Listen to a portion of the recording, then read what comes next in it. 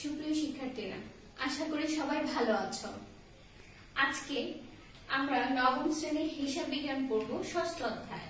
যে অধ্যায়টা তোমাদের জন্য খুবই গুরুত্বপূর্ণ। শুধু এই জন্য না, পুরো হিসাব বিজ্ঞান পড়ার জন্য জাবেদা খুবই গুরুত্বপূর্ণ। যে জাবেদা জানে না, সে হিসাব বিজ্ঞান কোনোভাবেই করতে পারবে না।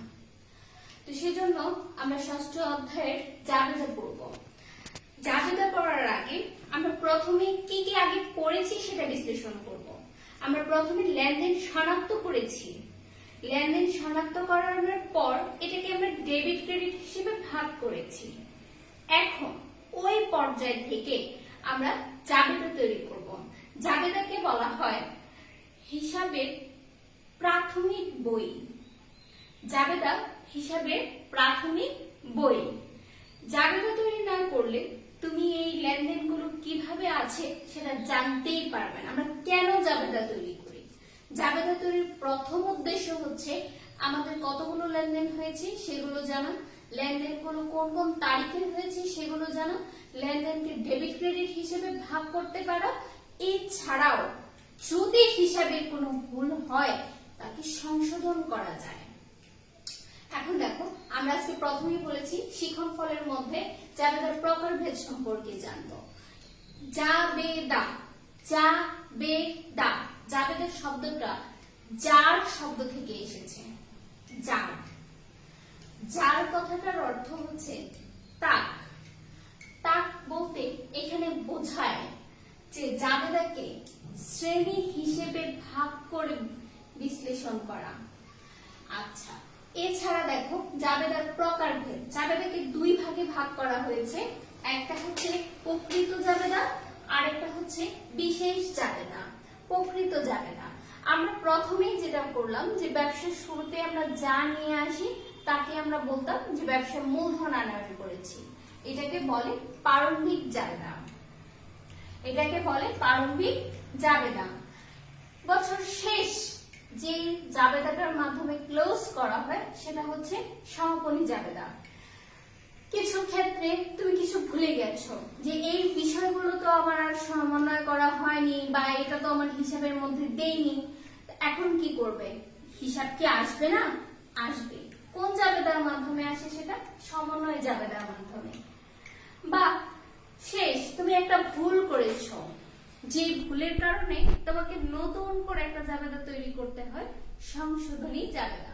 তবে প্রিয় শিক্ষার্থীরা, এই চারটা জাবেদার অঙ্ক তোমাদের খুব কমই আছে। আমরা সব থেকে বেশি ইম্পর্টেন্ট হচ্ছে এই 6টা পার্ট। বিশেষ জাবেদা, আমরা বিশেষ জাবেদার যে অংশগুলো পড়ব।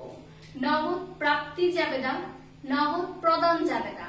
এখন বলো, আমরা লেনদেনকে বিশ্লেষণ করেছি। লেনদেন সবসময় নগদ হবে এমন কথা ছিল না। যখন লেনদেন নগদে পাইলাম, টাকা আসলো, প্রাপ্তি জাবেদায় অন্তর্ভুক্ত হয়। যখন নগদ টাকা চলে যায় তখন নগদ প্রদান জাবেদায় অন্তর্ভুক্ত হয়। ক্রয় জাবেদা, ক্রয় জাবেদায় সকল ধারে ক্রয় অন্তর্ভুক্ত হয়। এখানে কিন্তু নগদ ক্রয় অন্তর্ভুক্ত হয় না। এই বিশ্লেষণগুলো বুঝতে পারলে জাবেদাও বোঝা সহজ হয়ে যায় যে আসলে কোনটা কোন জাবেদার মধ্যে অন্তর্ভুক্ত হবে।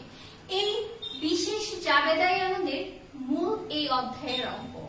আমরা এই অধ্যায়ে যত অঙ্ক করব শুধুমাত্র এই 6টার উপর ভিত্তি করে করব। তাহলে এই 6টার উপর যদি ভিত্তি করে আমরা অঙ্ক করি, তাহলে আমরা প্রথমেই যেটা বললাম আগে, নগদ টাকা আসলো, তার মানে নগদ যদি না আসে, সেটা ধার বা বাকিতে সম্পন্ন হয়, তাহলে এটা এখানে আসবে না। ক্রয় জাবেদা, আগে বলেছি যেহেতু নগদ এখানে নেই, তার মানে ধারে বাকিতে যত ক্রয় আছে ক্রয় জাবেদায় অন্তর্ভুক্ত হবে। বিক্রয় জাবেদা, বাকিতে যত বিক্রয় থাকবে সব বিক্রয় ফেরত জাবেদায় অন্তর্ভুক্ত হবে। বাকিতে, নগদের কোনো জায়গা এখানে নেই। এখন ক্রয় ফেরত জাবেদা, বিক্রয় ফেরত জাবেদা, এই দুটোতে কি অন্তর্ভুক্ত হবে? আবারও বলি, বাকিতে ক্রয় করেছিলে কিন্তু এখন ফেরত দিয়েছো, তার মানে বাকিতে ক্রয় ফেরত হলে ক্রয় ফেরত জাবেদায় অন্তর্ভুক্ত হবে। বাকিতে বিক্রয় ফেরত দিলে বিক্রয় ফেরত জাবেদায় অন্তর্ভুক্ত হবে। এছাড়া দেখো আবারও বলি, এই বিশেষ জাবেদার 6টা জাবেদায় আমরা এই অধ্যায়ে করব। খুব ইম্পর্টেন্ট জায়গা এটাই যে আমরা এই বিশেষ জাবেদাটাকে আওতাভুক্ত করব। এছাড়া দেখো এখানে আমি বলেছি জাবেদার কিছু বৈশিষ্ট্য আছে। কখন সেটা জাবেদা হবে, কখন জাবেদা হবে না। জাবেদা হতে গেলে কিছু নির্দিষ্ট নিয়ম মানতে হবে। আইএসএ বলেছে যে জাবেদা করার জন্য একটা নির্দিষ্ট ছক লাগবে এবং সেই ছকটাই জাবেদা তৈরিতে আমরা ব্যবহার করব। তারপর জাবেদা তৈরি করা হয়, জাবেদা তৈরি করতে এখানে বলেছি তারিখ অনুসারে লেখা হয়। তোমরা মনে রাখবে এই জায়গাটাও ইম্পর্টেন্ট। জাবেদা সব সময় বছর, মাস আর দিন, এই তিনটার সমানে হয়। প্রথমে আমরা বছরটাকে উল্লেখ করব, তারপর মাসটাকে উল্লেখ করব, তারপর দিনটাকে উল্লেখ করব তারিখ অনুযায়ী। দিন বলতে কি, বছর মাস দিন বলতে তারিখকে বোঝানো হয়, যে তারিখের লেনদেন ঠিক সেই তারিখের হিসাব বোঝানো হয়। এছাড়াও জাবেদা মানে একটা সংক্ষিপ্ত ব্যাখ্যা দিতে হবে। এছাড়া তো তোমরা আগেও করেছো, কিন্তু সেগুলো কিন্তু আমরা জাবেদা করিনি, আমরা করেছিলাম লেনদেনের একটা ডেবিট ক্রেডিট ব্যাখ্যা। আচ্ছা, এই ছিল আমাদের জাবেদার কিছু বৈশিষ্ট্য। জাবেদা তৈরি করতে আমাদের কি কি লাগবে। তো সবচেয়ে ইম্পর্টেন্ট হচ্ছে জাবেদা আমরা বছর, মাস, দিন আকারে তৈরি করব। এছাড়া দেখো আমরা কিছু সাধারণ জাবেদা তৈরি করব। সাধারণ জাবেদার ক্ষেত্রে আমি আগেই বলেছি বা আগেও পড়েছি ডেবিট ক্রেডিট কিভাবে ভাগ করি। ডেবিট ক্রেডিট ভাগ করার ক্ষেত্রে আমরা বলেছিলাম তুমি যখন পাবে সকল প্রকার প্রাপ্তি ক্রেডিট, সকল প্রকার খরচ ডেবিট।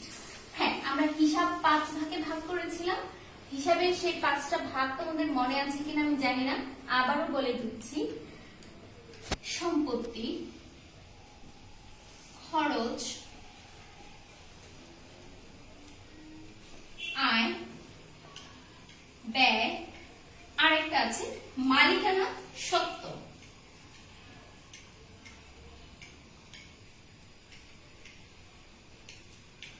এই হচ্ছে হিসাব 5 প্রকার। আমরা বলেছি সম্পত্তি এবং খরচ। সম্পত্তি এবং খরচ যদি বাড়ে তাহলে ডেবিট, কমলে ক্রেডিট। আয় এবং ব্যয়, আয় কি হবে, বাড়লে ক্রেডিট, কমলে ডেবিট। ব্যয় বাড়লে ডেবিট, কমলে ক্রেডিট। সকল প্রকার সম্পত্তি ডেবিট।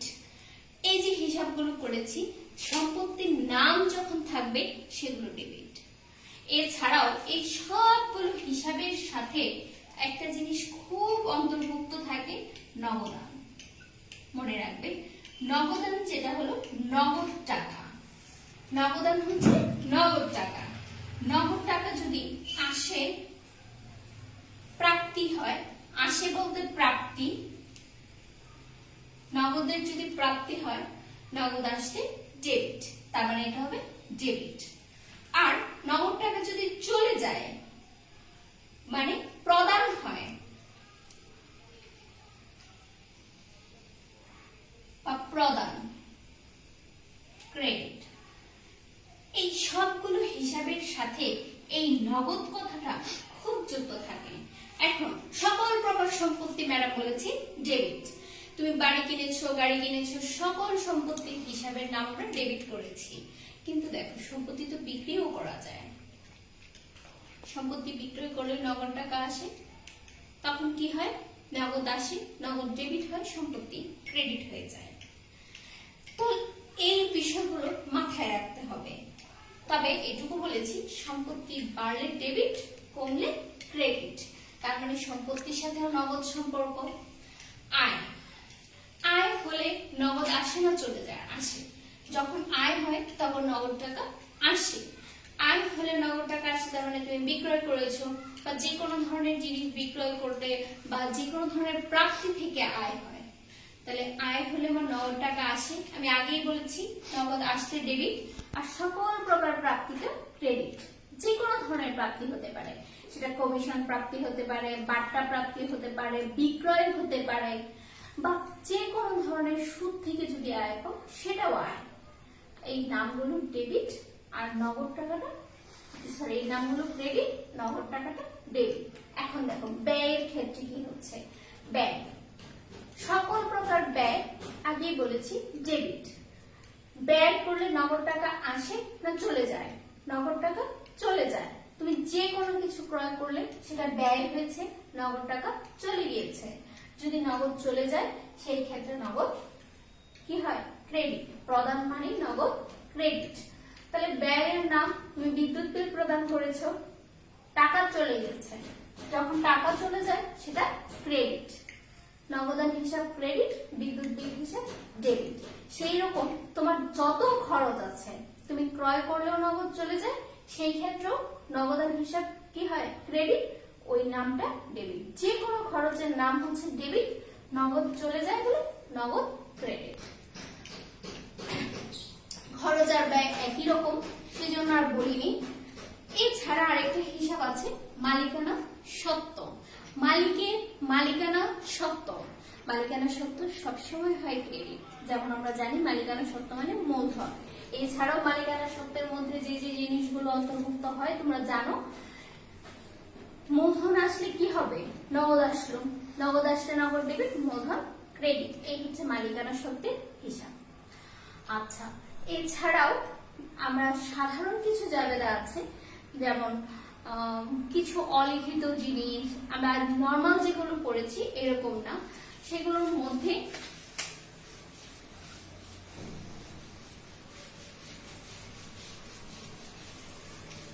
জাবেদার একটা ছক। হ্যাঁ, আমরা জাবেদা কিভাবে ছক তৈরি করব, জাবেদার ছকটা আগে দেখো। এটা একটা ছক। ছকটা আমরা যেহেতু এই ছকটাকে আইএসএ পদ্ধতিতে ব্যবহার করব, প্রথমেই সেটাকে তারিখ অনুযায়ী সাজাবো। তারিখ, এটাতে বিবরণ। আমরা জানি জাবেদা হতে গেলে একটা ছোট্ট ব্যাখ্যার প্রয়োজন, তাহলে হবে ব্যাখ্যা।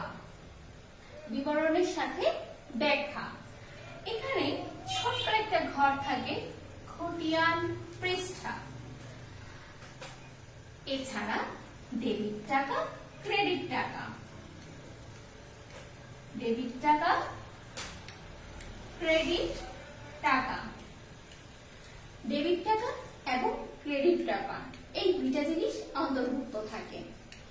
এখন এখন এই যে জাবেদার ছকটা, অবচয় মূল্য ধার্য করা হয়েছে। কোন সম্পত্তির অবচয় মূল্য ধার্য করা হলে আমরা কি তৈরি করব? অবচয় মূল্য যদি ধার্য করা হয়, কোনো তারিখ না থাকলেও ব্যয়, অবচয় ধার্য করা হয়েছে ৫,০০০ টাকা, তখন আমরা লিখব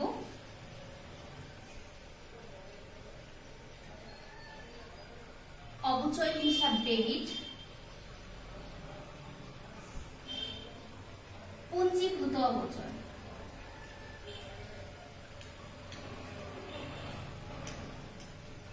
ক্রেডিট।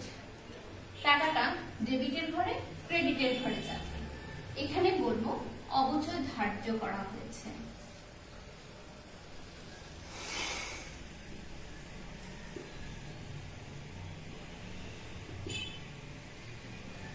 ক্যাশ বাক্স থেকে চুরি, অগ্নি দুর্ঘটনায় ক্ষতি, এই সব জিনিসগুলোকে যা আকস্মিক ঘটনা, আমরা সেগুলোকে নাম দিব বিবিধ ক্ষতি।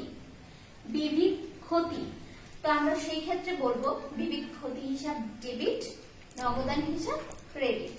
ঠিক আছে, যেহেতু আকস্মিক ক্ষতিতে আমাদের নগদান শেষ হয়, সেজন্য বিবিধ ক্ষতি হিসাব ডেবিট, নগদান হিসাব ক্রেডিট।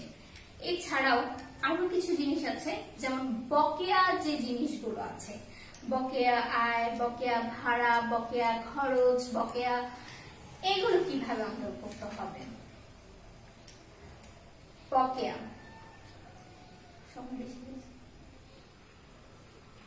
বকেয়া, বকেয়ার ক্ষেত্রে আমরা যেটা করব, বকেয়া আয়, আয়ের বকেয়া যখন আয়ের বকেয়া থাকবে সেটা হবে কি, আয় হওয়ার কথা ছিল কিন্তু বকেয়া রয়ে গেছে, সম্পত্তি। আয়ের বকেয়া, খরচের বকেয়া, দায়।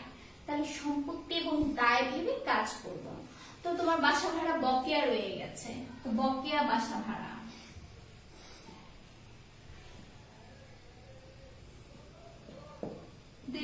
টাকা। ভাড়া মানে খরচ, খরচ মানে কি, ডেবিট। ভাড়া মানে খরচ, খরচ মানে ডেবিট। খরচ যেটা ছিল, তাহলে ভাড়া হিসাব ডেবিট, ভাড়া হিসাব ডেবিট, বকেয়া ভাড়া ক্রেডিট। এই জিনিসটা খেয়াল রাখবে। ভাড়ার ক্ষেত্রে যেরকম, অন্য যে কোনো জিনিসের ক্ষেত্রে এরকম। এখন দেখো এটা খরচ ছিল, তখন আমি যদি এটা ব্যাখ্যা দিই সেটা হবে বকেয়া বাড়ি ভাড়া। লাস্ট দেখো আরেকটা আছে, বকেয়া যদি কোনো আয় থাকে, আয়ের বকেয়া। আয়ের বকেয়া তোমার কি ছিল, 2000 টাকা। ঠিক একই জিনিস আয়ের বকেয়া।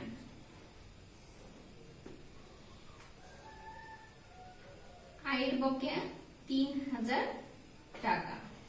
এখন দেখো আয় করতাম, সেখান থেকে বকেয়া থাকবে 3000 টাকা। তো আয়ের বকেয়াকে আমরা কিভাবে অন্তর্ভুক্ত করব?